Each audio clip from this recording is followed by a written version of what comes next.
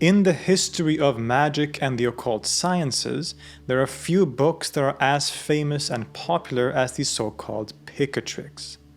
Having a major impact on the occult subjects from the Middle Ages all the way until today, this work is definitely one of the most influential in history. But the Picatrix, as most of us know it, is not actually the original text. In fact, this is a translation of an even older Arabic book. This is a work of astral magic from Islamicate Andalusia, originally titled the Ghayat al-Hakim, or the Goal of the Sage. In this episode, we're going to explore the history, composition, and content of this most famous book of magic in history.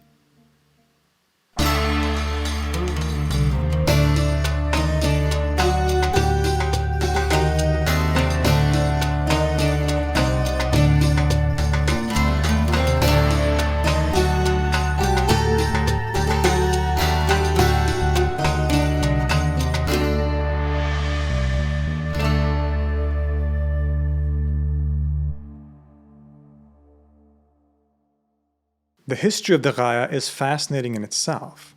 For the longest time, the Latin version, the Picatrix, was the only thing that we had to go on. But in the 20th century, actual manuscripts of the Ghayat al-Hakim were discovered, and since then it has become the subject of scholarship and debate. Who actually wrote this book, and when was it written? There are a few things that can be said with certainty. The Ghayat al-Hakim is a book that deals primarily with astral magic. It is a grimoire that gives instructions on how various magical practices work and are to be carried out.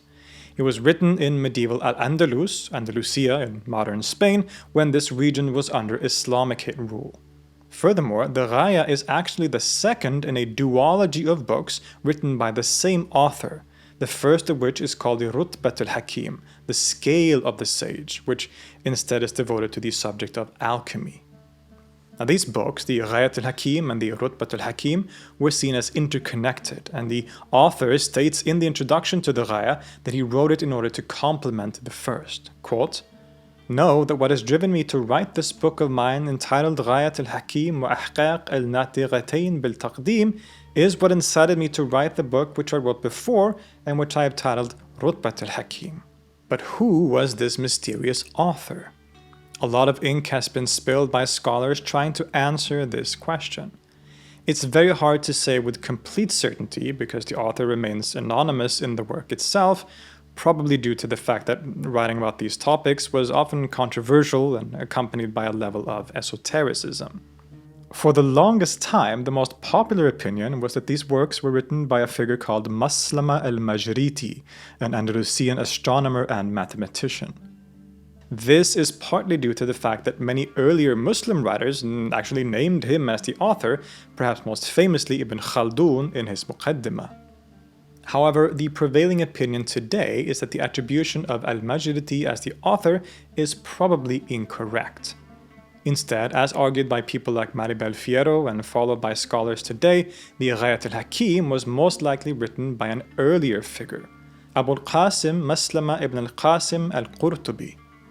And with this in mind, and based on other evidence, it seems probable that the Ghayat al-Hakim was written in the mid-10th century, perhaps in the 950s. To find out more about the text, its context, and authorship, I spoke to one of the leading scholars in the field of Islamic and occult sciences, Dr. Liana Saif, who has dedicated a significant amount of time to studying the Ghaya. Discrepancies between the dates of the texts as we came to know it and the life of Maslama al-Majriti meant that scholars were eventually realized that this could not be written by Maslama al-Majriti. And it was Maribel Fierro in an article called Batinism in al-Andalus who makes a strong case for the author being Maslama al-Qurtubi, so still an Andalusian author and thinker. And he was a scholar of hadith, but also an occultist who's had a little bad reputation, according to Maribel Fierro's article, for being an occultist. So he, it seems that he was according to, if we accept that it's Maslama al-Qurtubi, then that puts the dates in the right sequence. Yeah. That it makes sense with what we know about the text. So there is now a general acceptance that the author is Maslama al-Qurtubi, although it is fair to say that although this is the best candidate for the position, but I still don't think it's 100% verifiable that it was Maslama al-Qurtubi, but that's the best informed speculation, I think. The probable actual author, al-Qurtubi, was from Cordoba, as his name obviously suggests, and made a career primarily as a hadith scholar, a person who collected and transmitted hadiths, or reports about the Prophet Muhammad and his life and sayings. He seems to have traveled widely across the Islamic world and studied under a number of other hadith scholars, other philosophers, as well as mystics or Sufis. Biographies say that he studied with the famous early Sufi Abu Sa'id ibn al-Arabi in Mecca. He also may have been in contact with the mysterious anonymous group called the Ikhwan al-Safa, the Brethren of Purity, whose vast collection of epistles, or rasail, included many esoteric themes and would become very influential. Indeed, many argue that it was al-Qurtubi himself who may have been the first to introduce the epistles of the Brethren into al-Andalus when he returned home, making him a very significant figure for the development of general esoteric ideas in later Andalusia as well. And return home he did eventually, but unfortunately without his eyesight.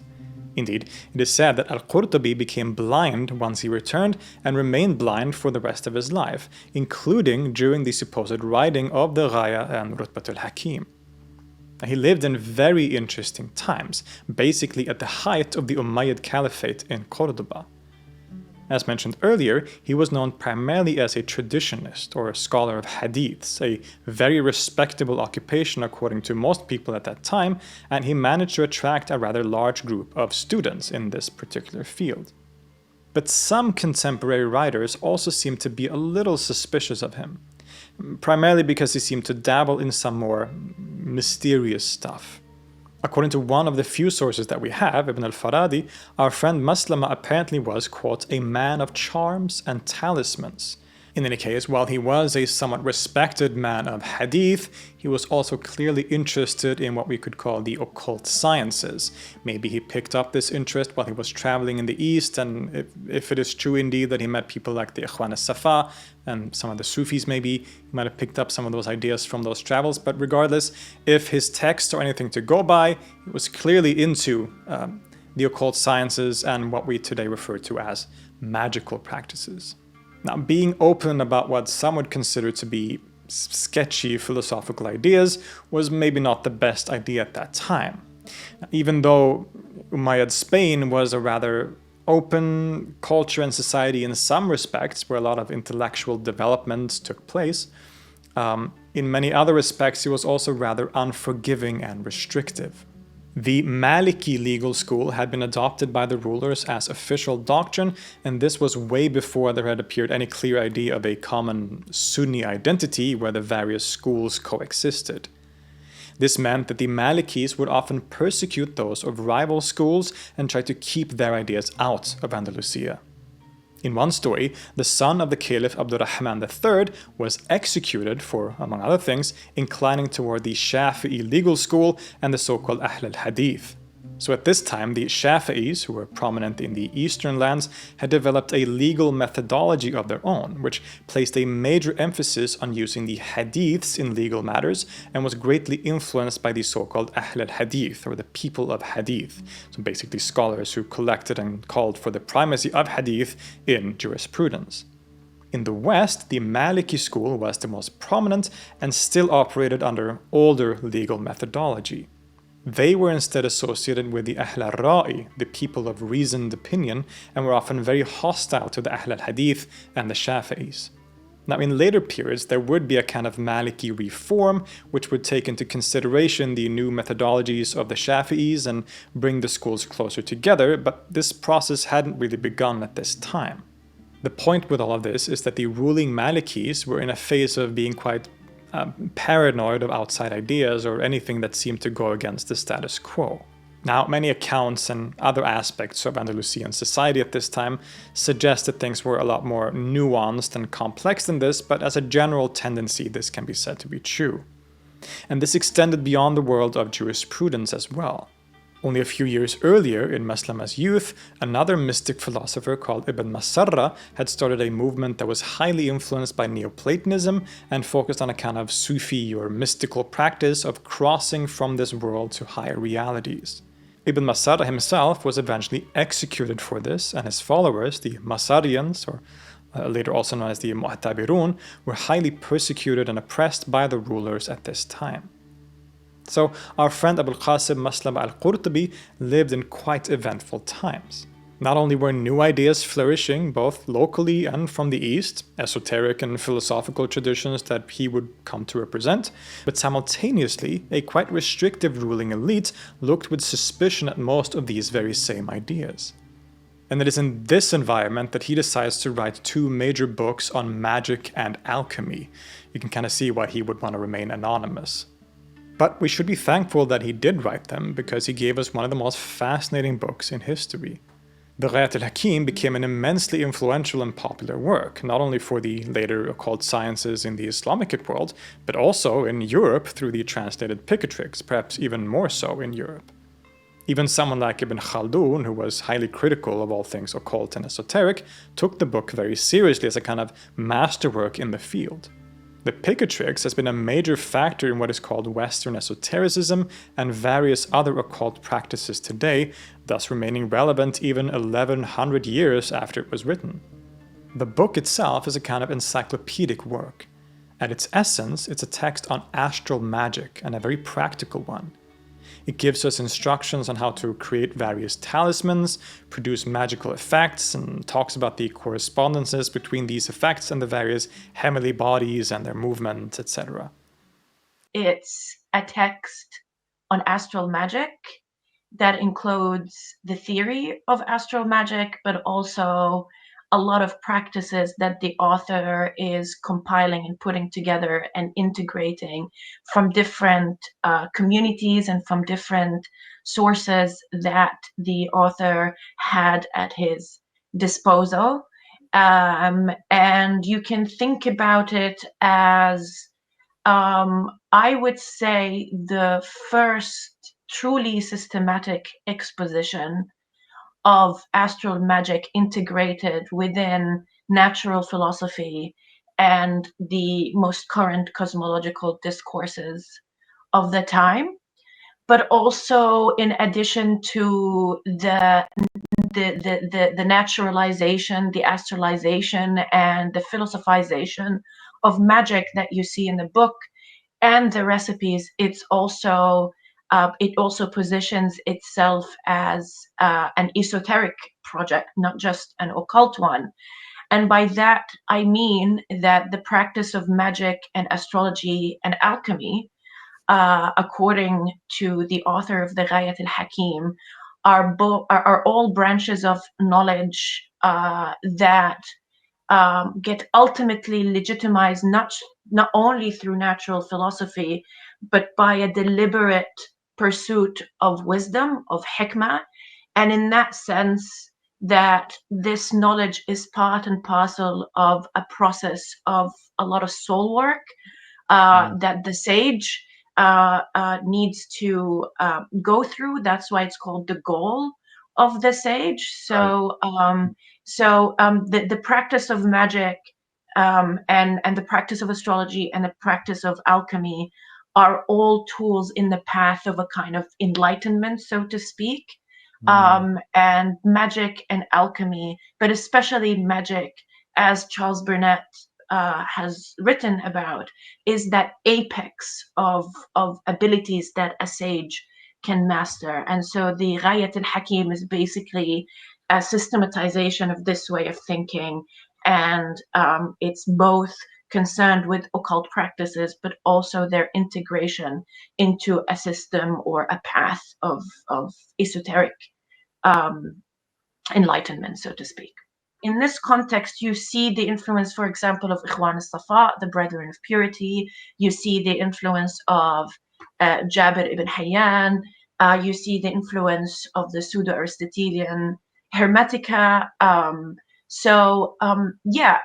that contributes to what I described as like a global magical outlook.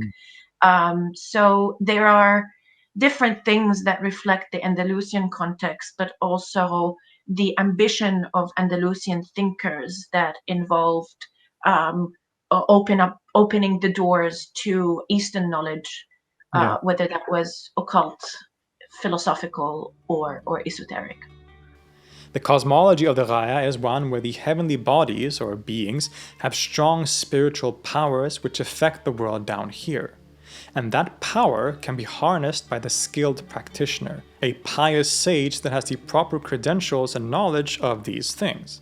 It very much employs the kind of astrological theories and speculations that we find in earlier Islamic sciences. Not only, as Dr. Saif mentioned, the Ikhwan al-Safa, the pseudo-Aristotelian Hermetica, but also earlier important figures like the great philosopher al-Kindi and the famed Muslim astrologer Abu Ma'shar al-Balkhi. These figures had already developed theories about how the stars and planets affect the terrestrial world, how they are partners in the generation of living things and the workings of nature. As an example of the kinds of theories that the Ghaya draws on, al-Kindi had famously developed the idea of the stellar rays. We've talked about this theory in a previous episode where al-Kindi conceived of the heavenly bodies as emitting rays that reach us all the way down here on Earth. It is these rays that make things in the world happen. They affect the physical world that we live in. And it is also these rays that can be used by a magical practitioner to influence the world around him. Now, it should be pointed out that the Ghaya and its author is very careful to maintain a pious attitude. He was a Muslim after all, and even an expert on hadith, as we saw, and devotion to God and the monotheistic principles of Islam are very important, you could say, prerequisites to anyone who wishes to partake of these sciences. The heavenly bodies have spiritual powers, but these powers are given by and controlled by God. Quote, "There is no incompatibility between traditional monotheistic beliefs and the invocation of planetary spirits that might, at first glance, be reminiscent of pagan gods, particularly in name. The unity of God is preserved since the planetary powers are understood as astral volitional forces that constitute the hidden inner workings of a cosmos ruled entirely by God's will." End quote. It is God who moves the creative spiritual forces to act on behalf of the righteous magician, not the magician who compels either nature or the spirits of the dead to work in his favor. It is these forces that are employed throughout the book for various purposes. But I know what you're all thinking. You want the juicy details. You want to know what this book actually says. What are the magical practices that are outlined in this book of magic? I think one of the amazing things about the text is that it's user-friendly. It gives instructions in details and recipes. For example, you get the type of magical practices where you create objects made from material that correspond to particular planetary configurations or particular planets.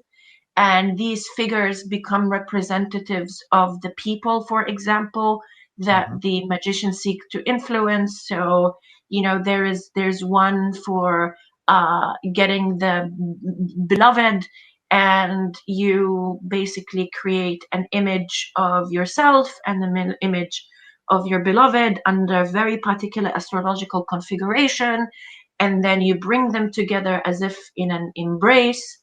You wrap them with, I think, green piece of cloth, and you bury it in the place of the beloved, and that will cause them to fall in love with you. You also have the practice of niranj, and niranj is a Middle Persian word with a very complex meaning in its original context, which includes being protective prayers. And I'm not an expert on Middle Persian, but in the pseudo-Aristotelian Hermetic and also the Ghaya context, they mean basically magical objects that are made not so much from metals on which you inscribe names or astrological symbols, but rather organic material like blood, flesh, bodily fluids from animals, from humans. And that basically creates a kind of powerful objects that the texts seem to imply emit a kind of vapor, subtle kind of spirit. And spirit here, again, I don't mean like jinn demons, but kind of like a subtle power that acts as the deliverer of power and Right. action.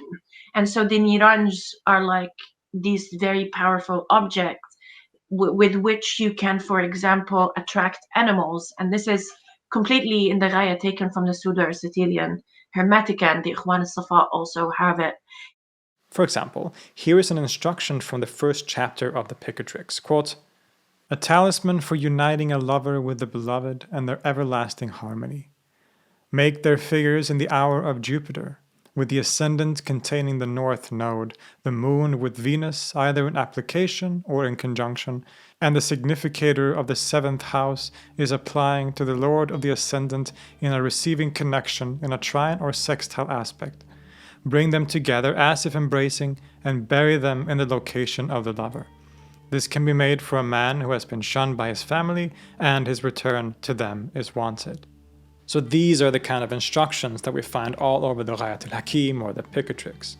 And they can range from uniting two lovers, such as here, to wanting fame or wealth, for catching more fish when you're out fishing, to heal sicknesses, and basically most things that you can imagine.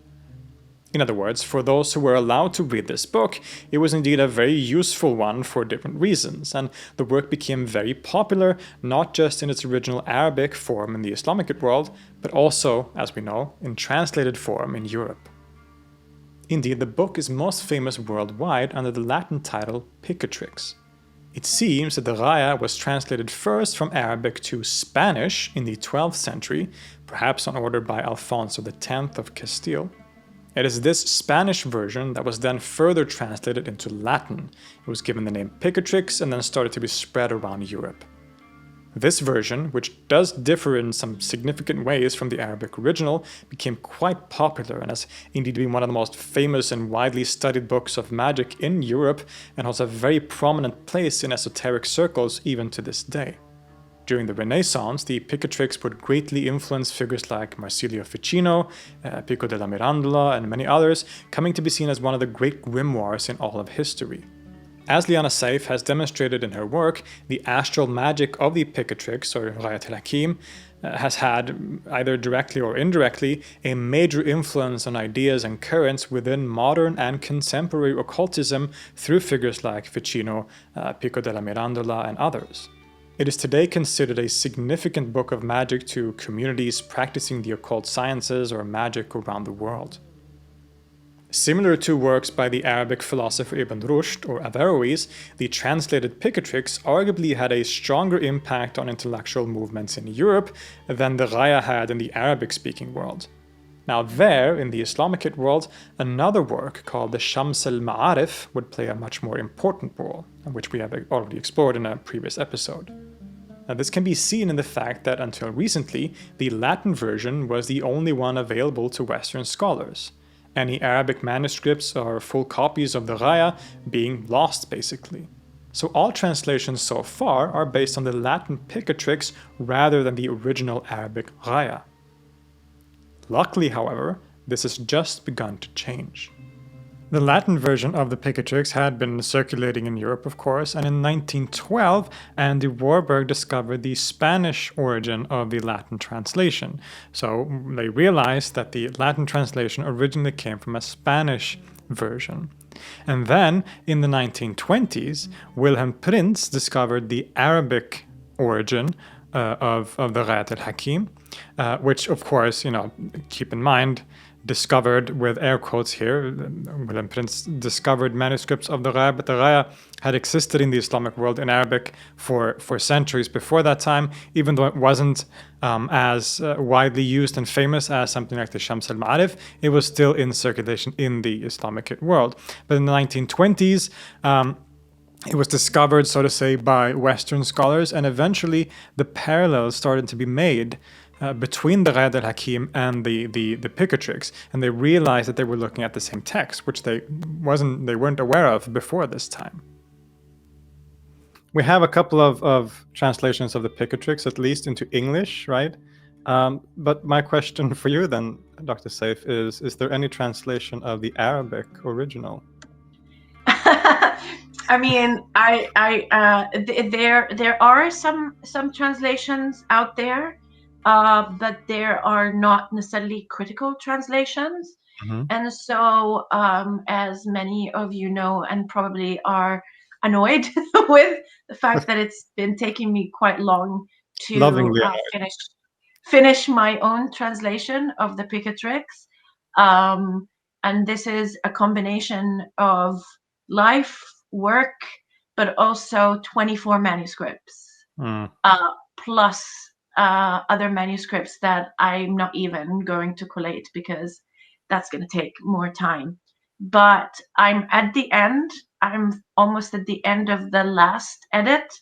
So there's no more collation, which is what was taking a long time. And so I will be done with the Picatrix by the end of this year and then submitted. In some ways, you could argue that we have two texts today. We have the Ghayat al-Hakim and the Picatrix, the latter being, of course, based on the former, but with significant differences. And soon, very luckily, we can read both versions. Or I guess if you're an Arabic speaker, you can already do that. But anyway, we have various translations of the Latin Picatrix. I would recommend the one by Dan Attrell and David Porreca. But we also know now that Liana Saif is working on a translation from the original Arabic. So we really live in very exciting times for people who are interested in these topics. Today we have explored rather briefly this incredibly interesting and important text of astral magic, the Ghayat al-Hakim, written in Islamicate Andalusia, probably sometime in the 10th century, which has after that a long history of being translated to Spanish and Latin and then being very prominent in Europe to this day. Nonetheless, it is one of the most interesting and probably the most famous, at least one of the most famous books of magic and occult sciences in all of history. So of course, it was only natural that we would spend this episode talking about it. I would like to thank Liana Saif for helping me put this together and participating in this episode. If anyone's interested in these topics in general, definitely go check out Liana Saif's work. She's one of the pioneers of the study of the Islamic occult sciences, and she's doing some incredible work. So I will leave some references as always in the description to her works, and go check out all her publications. It's really amazing stuff. And also look forward to that translation of the Ghayat al-Hakim. I certainly am very much looking forward to that. Thank you all so much for watching this episode. I look forward to doing more episodes on the Islamicate or general occult sciences in the future. For now, if you want to follow my work about religion or music or whatever, you can check out my socials here. You can also check out my other channel, Filip Holm, where I post mostly about music. If you want to support my work here of bringing you free educational content on religion, philosophy, mysticism, history, etc., then you can do so through becoming a patron over on Patreon. This is a monthly donation that you do at your own free will, but it really helps support this channel. And as always, I want to thank all my current patrons, because without you, none of this would be possible. I will leave links to the Patreon in the description. You can also, if you feel like it, give a one-time donation through PayPal. All of that is in my description. Also check out my link tree for all links to that stuff. Again, for now, thank you so much for watching and for continuing to support the channel, subscribing, commenting, and liking all these videos. I look forward to seeing you soon, and I will see you next time.